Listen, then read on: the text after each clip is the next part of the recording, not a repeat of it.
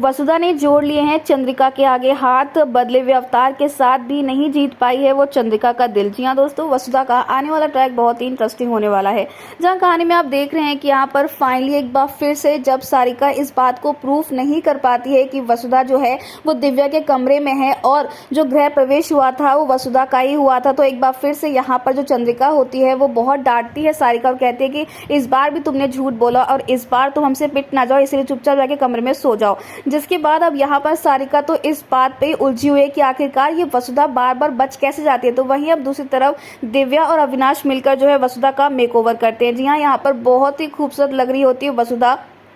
Finally उसने अपने look को भी चेंज कर लिया होता है, लेकिन वहीं पर जब वसुधा आती है तो भाई देव तो उसे देखता रहता है, लेकिन जब यहाँ पर चंद्रिका देखती है तो वो यहाँ पर कहती है कि हाँ कभी कभी बदलाव सही है। लेकिन वहीं सारिका जो है फिर से बदतमीजी करने लगती है बेचारी वसुधा के साथ। लेकिन आने वाले ट्विस्ट में अब फाइनली आपको ये भी देखने को मिलने वाला है कि चंद्रिका एक बार फिर से यहाँ पर जो लड़के वाले होते हैं ना उनकी जो तस्वीरें होती हैं वो दिखाती है वसुधा को और हनुमंत को, जहाँ हनुमंत इन तस्वीरों को देखकर शॉक हो जाता है और पूछता है कि ये क्या है, जहाँ चंद्रिका कहती है कि हम अपने वादे को भूले नहीं है, इनमें से ये लड़का हमें पसंद है वसुधा के लिए। जी हाँ, यहाँ पर हनुमंत के तो होश उड़ गए हैं, क्योंकि उसे ये लग रहा था कि चलो अब तो उसकी बेटी वसुधा का गृह प्रवेश हो गया, वो अपने ही घर में रहेगी। लेकिन जब उसे ये पता चलता है कि वसुधा ने फिर से झूठ बोला है तो भाई यहाँ पर अब हनुमंत जो है जोर का थप्पड़ जो है वसुधा के गालों पर लगा देता है और कहता है कि आज से तू मेरे लिए मर गई है। जिसके बाद अब दोस्तों देखने को मिलेगा आपको कि अब देव और वसुधा मिलकर ये फैसला करने वाले हैं कि वो अपनी शादी की सच्चाई फाइनली अब चंद्रिका को बता देंगे। लेकिन वहीं दूसरी तरफ अब नंदिनी इतनी आसानी से हार कहाँ मानने वाली है। जी हाँ, नंदिनी का तो यही मकसद है कि वो देव के साथ शादी करके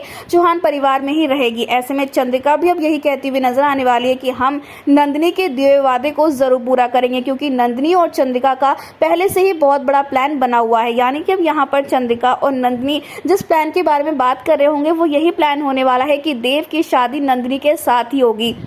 जिसके बाद अब यहाँ पर वसुधा ने लुक तो चेंज कर लिया, लेकिन फिर भी वो चंद्रिका को इम्प्रेस कर नहीं पाई है और इसीलिए अब यहाँ पर देव और वसुधा दोनों ही मिलकर अब यहाँ पर चंद्रिका के पैरों पर गिरकर हाथ जोड़कर फाइनली यही कहने वाले हैं कि उन्होंने शादी कर ली है। तो अब देखना इंटरेस्टिंग होने वाला है कि क्या यहाँ पर वसुधा और देव के इस खुलासे के बाद चंद्रिका अपने इस फैसले को बदलने वाले या फिर वो अपनी नई चाल चल के वसुधा को इस घर से ही निकाल देगी। फिलहाल आप ही कितना एक्साइटेड देखने के लिए आने वाले इस जबरदस्त ट्विस्ट को हमें कमेंट के शेयर करें। क्या आप भी चाहते हैं कि चंद्रिका का ये सच वसु के सामने आए और वसु और देव अब कहीं और जाकर ही रहे? तो हमें कमेंट्स करें। ऐसी टीवी के लेटेस्ट अपडेट जानने के लिए चैनल को सब्सक्राइब करना ना भूलें।